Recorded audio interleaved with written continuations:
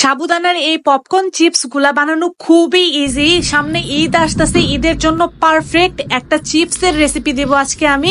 এগুলো বানিয়ে সংরক্ষণ করতে পারবেন মাসের পর মাস। জাস্ট এই রেসিপিটা শিখে রাখুন, দেখবেন যে আপনাদের অনেক কাজে আসবে। প্রথমে আমার লাগবে 1 কাপের মতো সাবুদানা। আমি এখানে প্রায় 1 কাপের মতো সাবুদানা নিয়েছি। তারপর দেখতেই পাচ্ছেন এখন এটাকে আমি ব্লেন্ডারে ব্লেন্ড করে নিব। আচ্ছা, আপনাদের বাসায় যদি পাটা থাকে তাহলে পাটায়ও পিষে নিতে পারবেন। একদম মিহি ব্লেন্ড করতে হবে তেমন কিন্তু কোনো কথা নাই, জাস্ট একটু হালকা এরকম দানা দানা থাকলেও চলবে। আমি আবারও বলছি, আপনারা এই কাজটা পাটা দিয়েও কিন্তু পিষে করতে পারবেন। চুলায় একটা প্যান বসিয়ে দিয়েছি আর এখন এই সাবুদানার গুঁড়াগুলা দিয়ে দিলাম। এখন এখানে মেপে আমি 6 কাপ পানি দিব।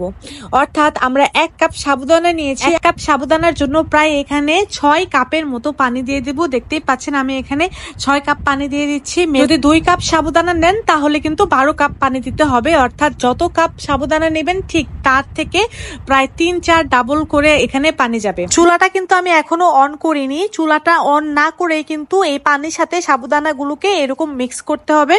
এখন এখানে দিয়ে দিলাম সামান্য একটু লবণ।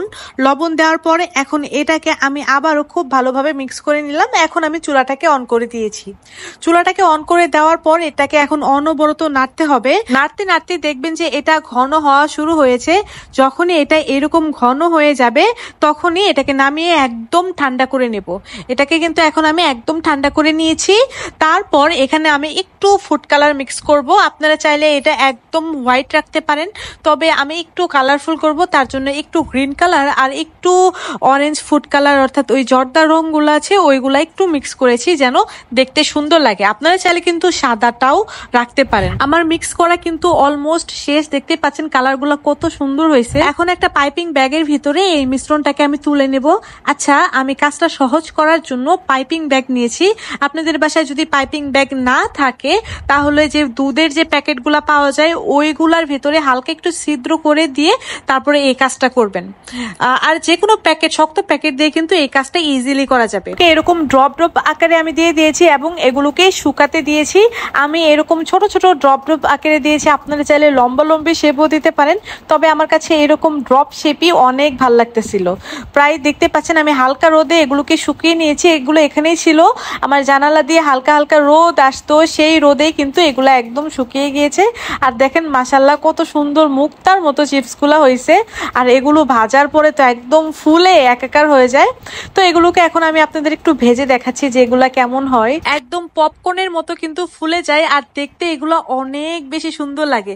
দেখতে পাচ্ছেন এগুলো কত বেশি সুন্দর লাগতেছে। এইভাবে কিন্তু আপনারা চিপস বানিয়ে মাসের পর মাস সংরক্ষণ করতে পারবেন। আর এই চিপস গুলা খেতে অনেক বেশি মজা। সাবুদানা তো খেতে এমনিতেই মজা, আর এরকম চিপস বানিয়ে খেলেতে এটা আরো বেশি মজা লাগে। তিথিস কিচেনের রেসিপিগুলো যদি আপনাদের ভালো লেগে থাকে তাহলে অবশ্যই কিন্তু রেসিপিটা শেয়ার দিয়ে আপনাদের টাইম লাইনে রেখে দিবেন যেন পরবর্তীতে দেখে দেখে বানাতে পারেন। আর যদি শেয়ার না দেন তাহলে কিন্তু রেসিপি হারিয়ে যাবে। অবশ্যই কিন্তু আমাকে ভালোবেসে একটা ফলো দিতে ভুলবেন না। দেখতেই পাচ্ছেন চিপসগুলো কত সুন্দর হয়েছে। ঈদের জন্য আজই বানিয়ে ফেলুন। আল্লাহ হাফেজ।